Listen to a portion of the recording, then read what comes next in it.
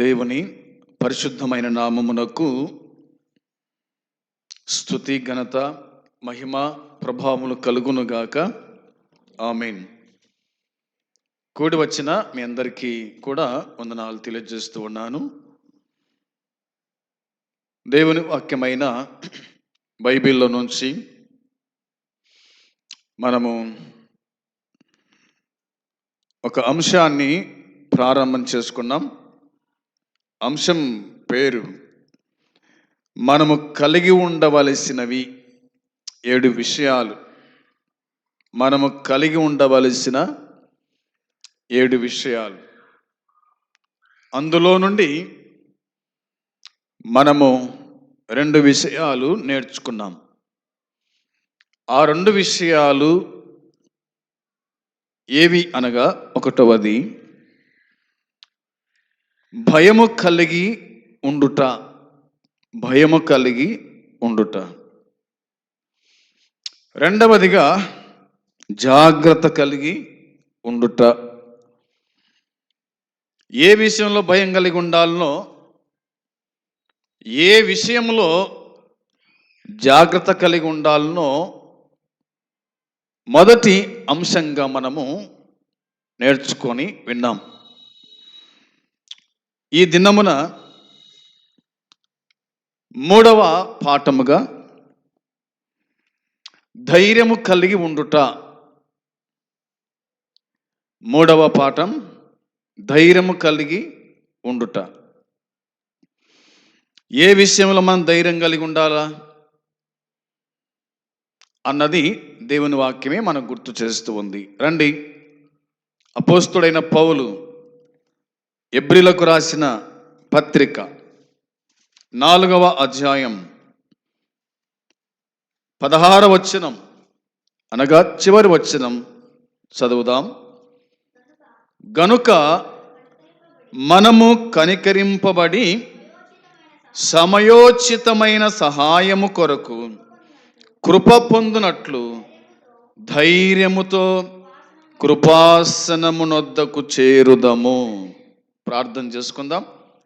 ప్రేమగల తండ్రి, పరిశుద్ధుడా, మహోన్నతుడా, మీ పాదములకు నాయన వందనములు, స్తోత్రములు, స్తుతులు చెల్లించుకుంటున్నాం.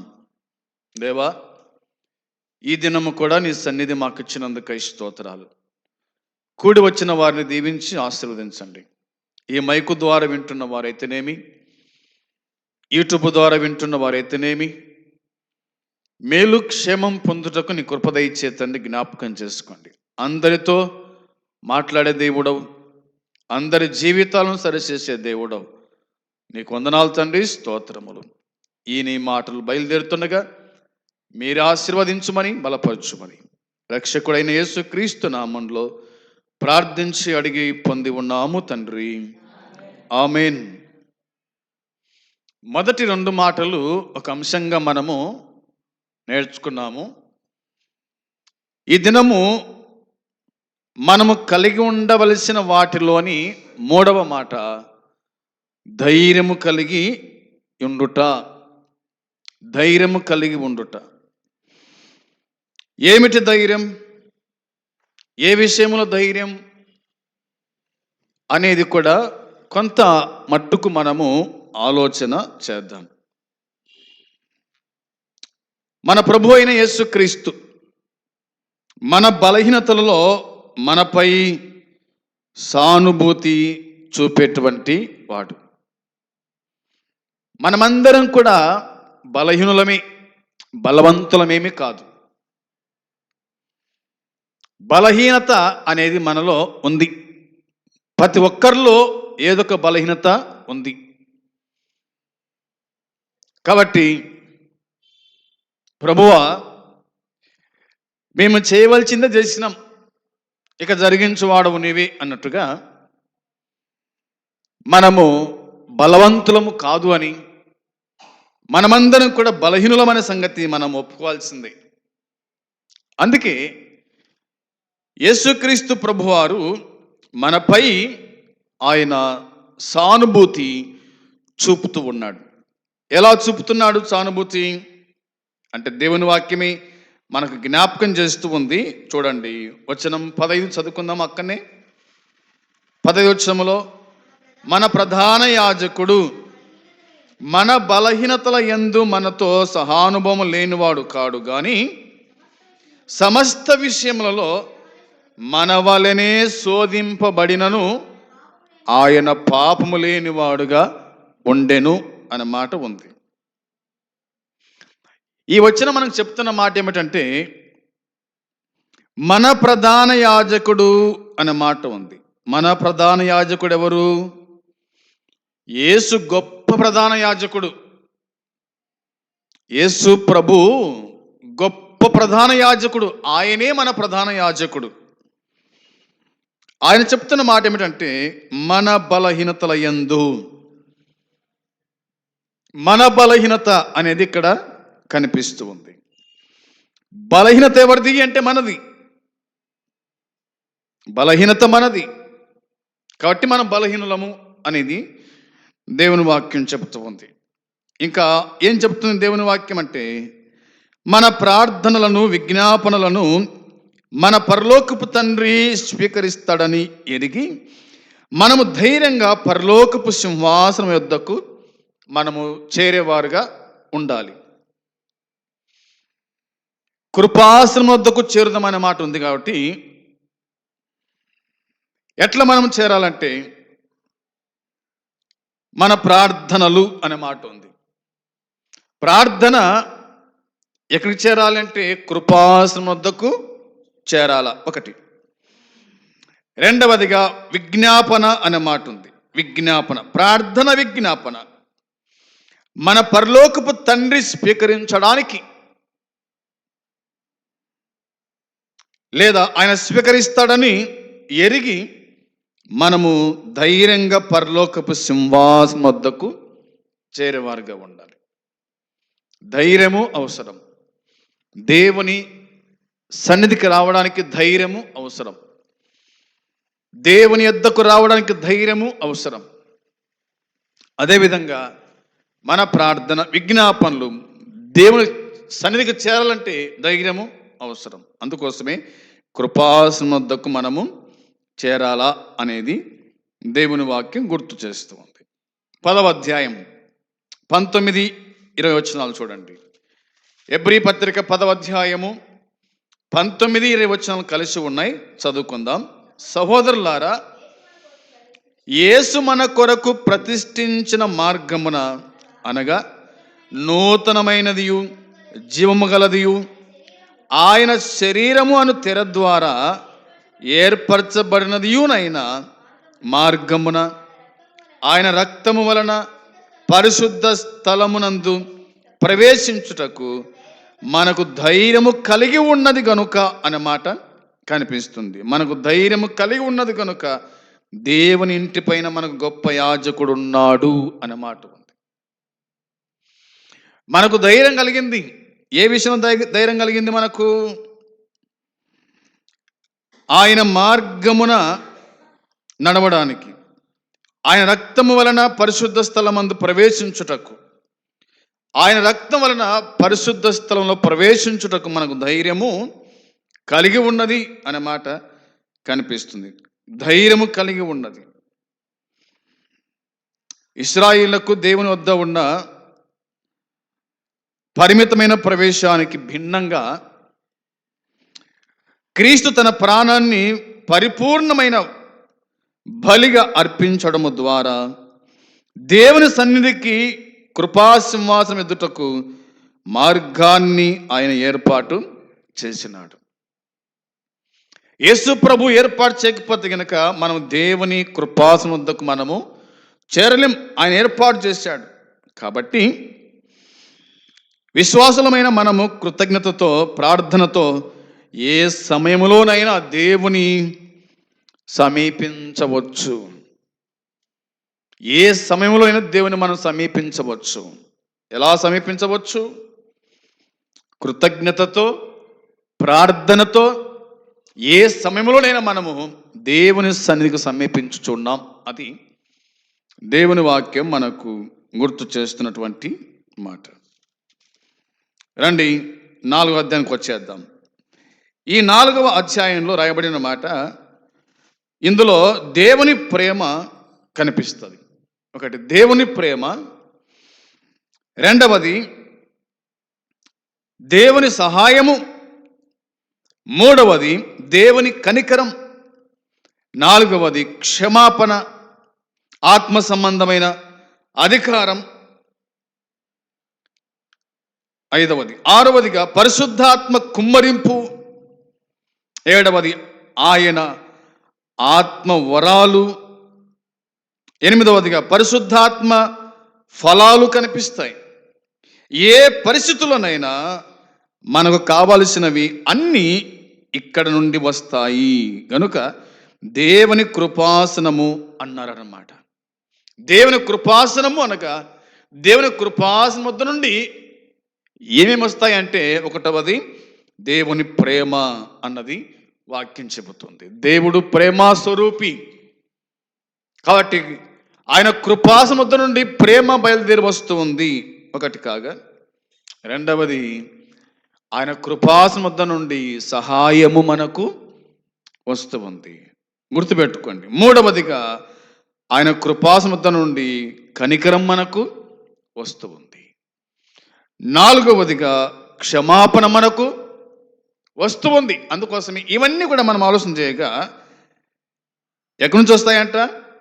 కృపాసనం వద్ద నుండి వస్తాయి. అందుకోసమే దేవుని కృపాసనం అన్నారు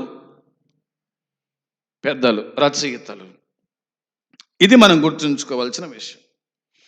అందులోని అనగా రక్షణలోని ఒక గొప్ప దీవెన, యేసు మన ప్రధాన యాజకుడు అన్నది. మన అవసరాలకై ఆయన సహాయము అర్థించడానికి ఆయన తన వ్యక్తిగత సన్నిధిని మనకు ఎల్లవేళలా అందుబాటులో ఆయన ఉంచేవాడు అన్న మాట కూడా కనిపిస్తుంది. మన సహాయం కోసమై, మన సహాయము కోసమై, దీవెన కోసమై ఆయన తన వ్యక్తిగత సన్నిధిని మనకు ఎల్లవేళలా అందుబాటులో ఆయన ఉంచేవాడు. ఎప్పుడు అడిగినా ఆయన మనకు అందుబాటులోనే ఉంటాడు. ఆయన మనకు సహాయము చేస్తాడు, రక్షిస్తాడు, ప్రేమ చూపిస్తాడు, క్షమిస్తాడు, ఆత్మ సంబంధమైన అధికారం మనకు అనుగ్రహిస్తాడు. పరిశుద్ధాత్మ కుమ్మరింపు జరుగుతూ ఉంది. ఆత్మ వరాలు, పరిశుద్ధాత్మ ఫలాలు, ఏ స్థితిలోనైనా మనకు కావాల్సినవన్నీ కూడా ఎక్కడి నుంచి వస్తాయంటే దేవుని కృపాసనం వద్ద నుండి బయలుదేరి వస్తాయి అన్నది దేవుని వాక్యం మనకు జ్ఞాపకానికి తీసుకొని వస్తూ ఉంది. ఇందులో కొన్ని వచనాలు మనం చూస్తే ఇలాగా దేవుని వాక్యం చెబుతుంది. ఎఫెసీ పత్రిక ఒక మాట చూడండి. ధైర్యము అన్నది ఇది పరిశుద్ధమైంది అని గుర్తుపెట్టుకోండి. ధైర్యము అన్నది ఇది పరిశుద్ధమైంది. కాబట్టి ఇందులోని కొన్ని మాటలు గుర్తు చేస్తాను మీకోసమే. ఎఫెసీ పత్రిక 3వ అధ్యాయము 12-13. ఎఫెసీ పత్రిక 3వ అధ్యాయము 12-13 చూడాలి. ఆ కాలమందు ఇశ్రాయేలీలతో సహా పౌరులు కాక, 3వ అధ్యాయము 12వ వచనం, ఆయన యందలి విశ్వాసము చేత ధైర్యమును నిర్భయమైన ప్రవేశము ఆయనను బట్టి మనకు కలిగి ఉన్నది. కాబట్టి మీ నిమిత్తమై నాకు వచ్చిన శ్రమలను చూచి మీరు అధైర్యపడవద్దని వేడుకొనుచున్నాను. ఇవి మీకు మహిమకరములై ఉన్నవి అన్నమాట కనిపిస్తుంది. ఇక్కడ పౌలే రాశాడు ఎఫెసీ సంఘానికి. ఏం రాశాడు ఆయనంటే, ఆయన యందు విశ్వాసము చేత ధైర్యమును అన్నమాట ఉంది. ఎవరి యందు? ప్రభు అయిన యేసుక్రీస్తునందు విశ్వాసము చేత ధైర్యం, నిర్భయమైన ప్రవేశం. ధైర్యముతో మనం ప్రవేశిస్తున్నాం. మనల్ని ఎవరు ఆతంకపరచరు దేవునికి రానికే, అవునా? దేవుని సన్నిధికి రానికే, దేవుని సముఖముకు రానికే మనల్ని ఎవరు అడ్డగించరు. అందుకోసమే విశ్వాసము చేత ధైర్యమును నిబ్బరమైన ప్రవేశము ఆయనను బట్టి మనకు కలిగి ఉన్నది. ఆయనను బట్టి, ప్రభు అయిన యేసుక్రీస్తుని బట్టి మనకు కలిగి ఉన్నది అనే మాట కనిపిస్తుంది. కాబట్టి మీ నిమిత్తమై నాకు వచ్చిన శ్రమలను చూచి మీరు అధైర్యపడాల్సిన అవసరం లేదు అని పౌలు ఇక్కడ చెప్పినట్టుగా దేవుని వాక్యం చెబుతుంది.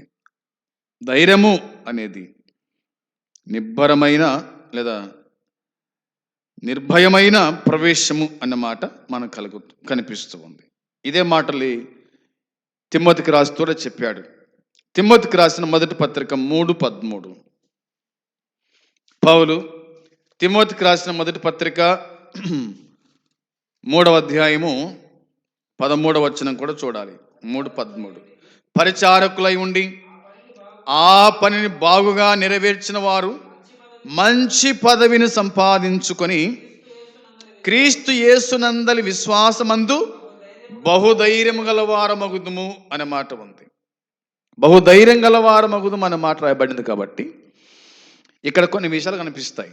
ఒకటోదిగా పరిచారకులై ఉండి అన్నమాట. పరిచారకులై ఉండి ఆ పనిని బాగుగా నెరవేర్చిన వారు, పరిచారకులై ఉండి ఆ పనిని బాగుగా నెరవేర్చిన వారు మంచి పదవిని సంపాదించుకొని అన్నమాట ఉంది. పరిచారకులు మీకు అప్పగించిన పరిచర్య, మీకు అప్పగించిన పని మీరు బాగుగా నెరవేర్స్తే గినుక, అది ఏ పనైనా కావచ్చు, సంఘములో మీరు బాగుగా నెరవేరిస్తే, మీకు అప్పగించిన పని బాగుగా చేస్తే మంచి పదవిని సంపాదించుకొని అన్నమాట ఉంది. మంచి పదవి సంపాదించుకుంటాం. చిన్న పనిలో నమ్మకం ఉంటే మరి కొంచెం పెద్ద పని అప్పగిస్తారు. ఆ పనిలో నమ్మకం ఉంటే ఇంకా పెద్ద పని అప్పగిస్తారు. అట్లా మనం ఎప్పుడైతే నమ్మకంగా ఉంటామో, నెరవేరుస్తామో పనిని, దేవుడు మనకు మంచి పదవిని ఆయన అనుగ్రహిస్తాడు. సంపాదించుకుంటామని ఉంది. క్రీస్తు యేసునందలి విశ్వాసమందు బహుధైర్యము గలవారమగుదుము అని కూడా దేవుని వాక్యం మనకు గుర్తు చేస్తూ ఉంది. బహుధైర్యం మనకు కలుగుతూ ఉంది. పనిలో నమ్మకం ఉంటే ధైర్యం కలుగుతూ ఉంది.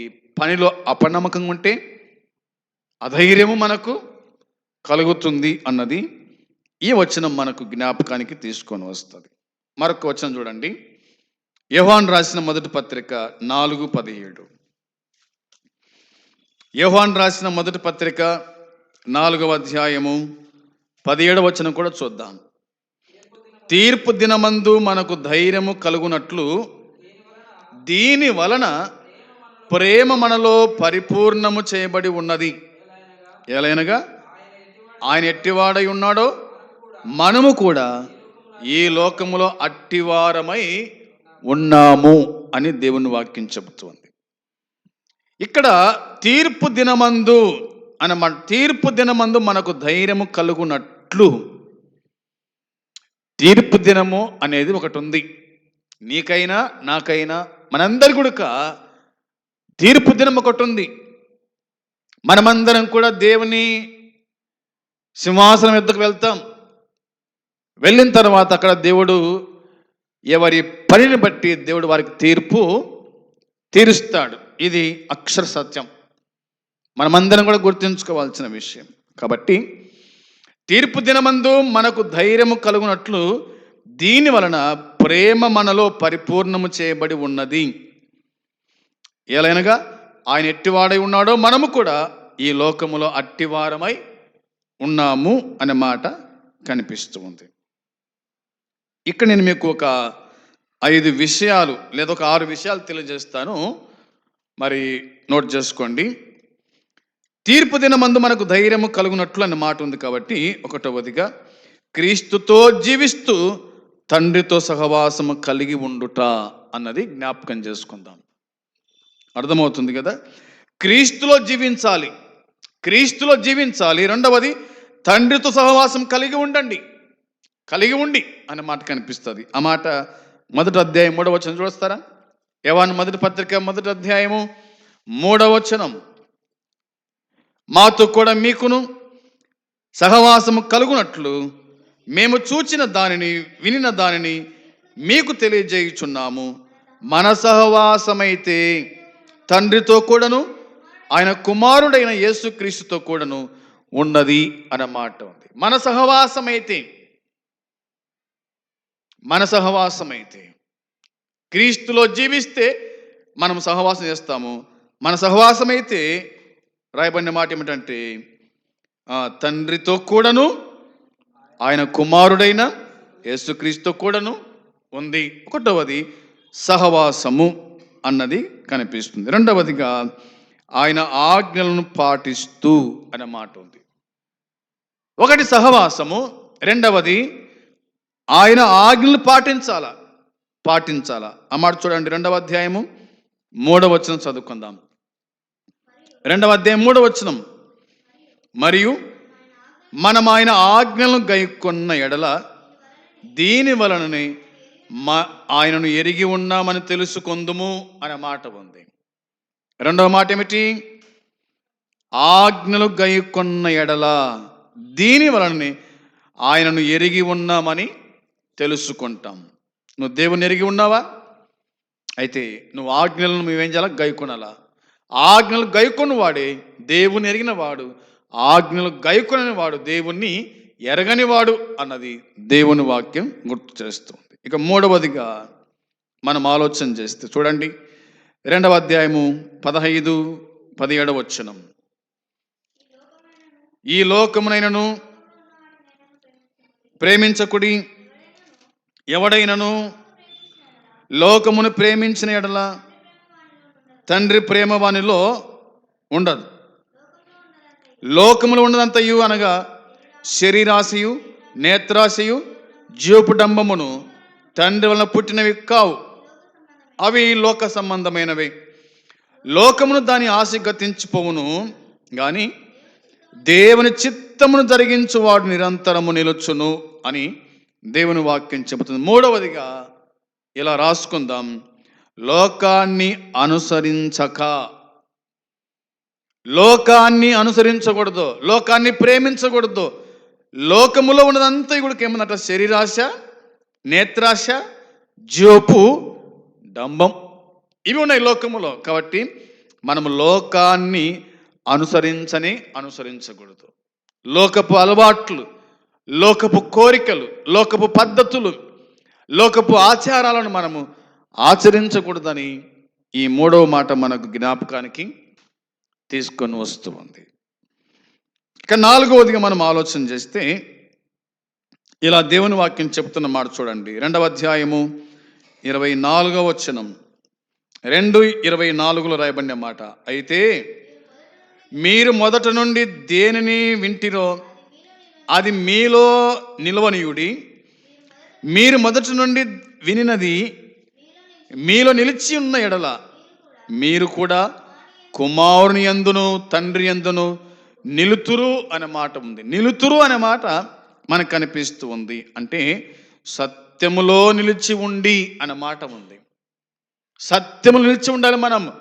ప్రభు అయిన యేసుక్రీస్తు సత్యం కదా, ప్రభు చెప్పిన మాట అదే కదా, నేనే మార్గం, సత్యం, జీవం అన్నాడు. కాబట్టి సత్యములో నిలిచి ఉండండి అని రాయబడింది.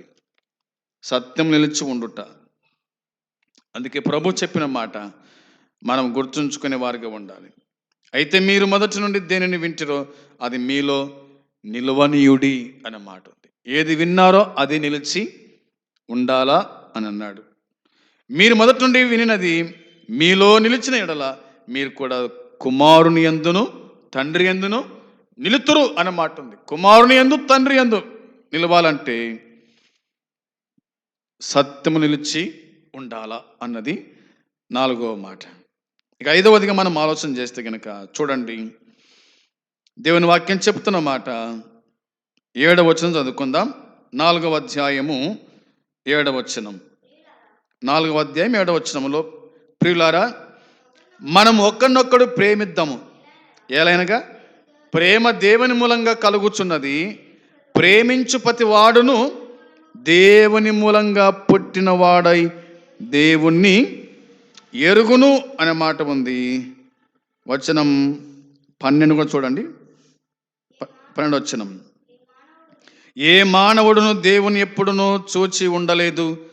మనం ఒకరినొక్కడు ప్రేమించిన యెడల దేవుడు మన యందు నిలిచి ఉండును, ఆయన ప్రేమ మన యందు సంపూర్ణమగును అని దేవుని వాక్యం గుర్తు చేస్తూ ఉంది.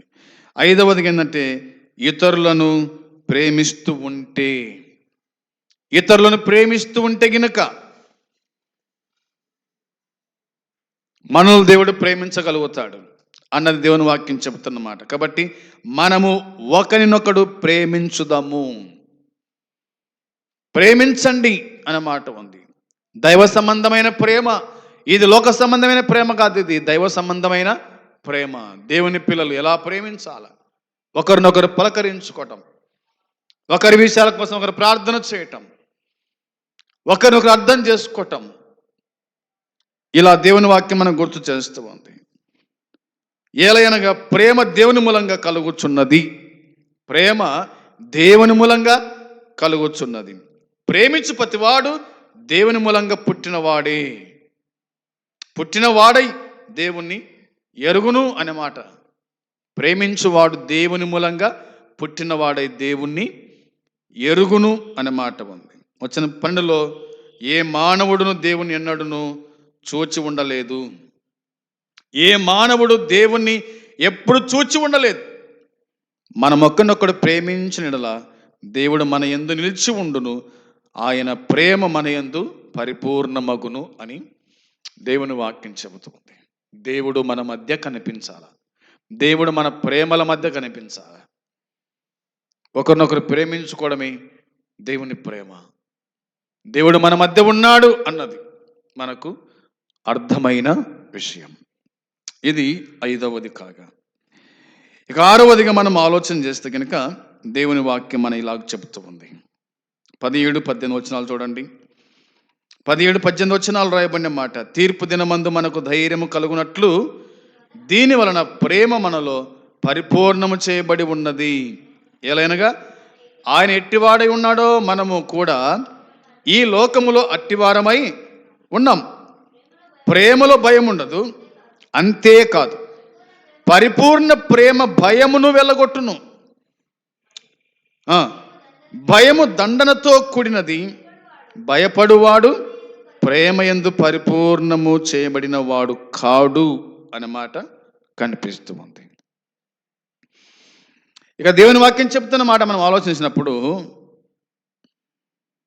తీర్పు దినాన మనము శిక్ష పొందమనే దృఢ విశ్వాసం మనకు కలుగుతుంది అనే మాట కనిపిస్తుంది. దృఢ విశ్వాసం కలుగుతుంది. తీర్పు దినాన మనము శిక్ష పొందమనే దృఢ విశ్వాసము కలుగుతుంది. మనకు శిక్ష లేదు.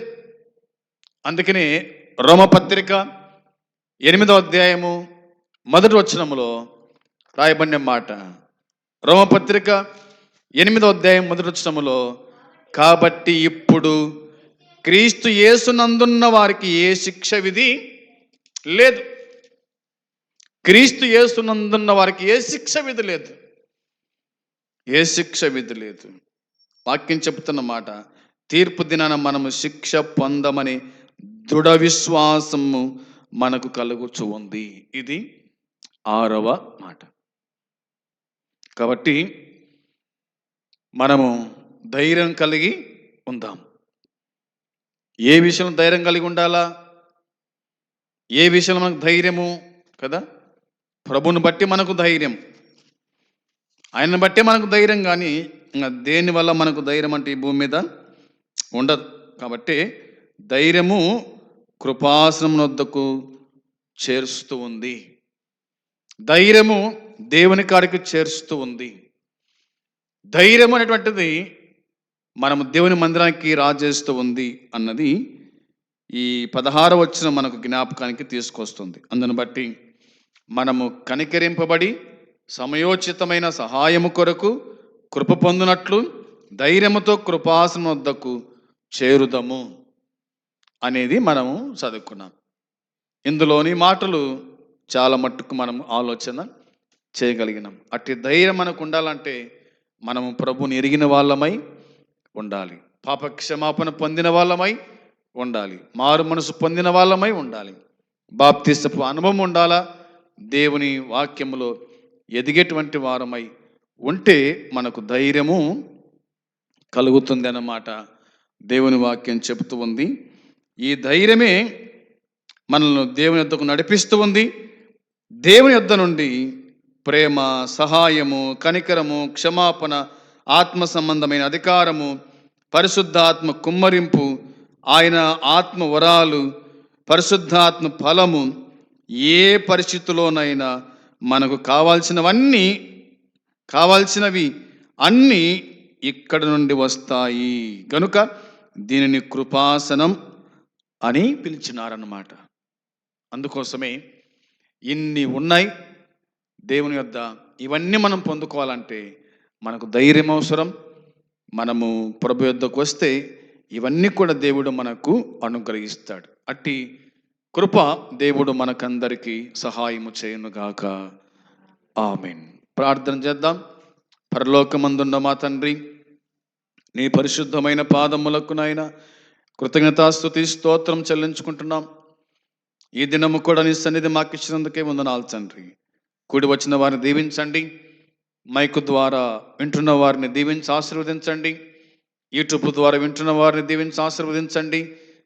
ఈ మాటలన్నీ కూడా మా మనసులో ఉంచుకొని ఎంతో ధైర్యముతో, విశ్వాసముతో నీ పాదాల చెంతకు వచ్చి నిన్ను అడిగి పొందే కృప మాకందరికీ మీరే సహాయము చేయమని మా రక్షకుడైన యేసుక్రీస్తు పరిశుద్ధమైన నామంలో స్తోత్రము చెల్లించి ప్రార్థించి అడిగి స్తుతించి పొంది ఉన్నాము తండ్రి. ఆమేన్. పరలోకమందున తండ్రి ప్రేమ, మన ప్రభు అయిన యేసుక్రీస్తు కృప, పరిశుద్ధాత్మ సన్నిధి సహవాసం కూడి వచ్చిన మనకు సకల పరిశుద్ధులకు ఇప్పుడు ఎల్లప్పుడు సదాకాలము తోడై ఉండునుగాక. ఆమేన్. అందరికీ వందనాలు.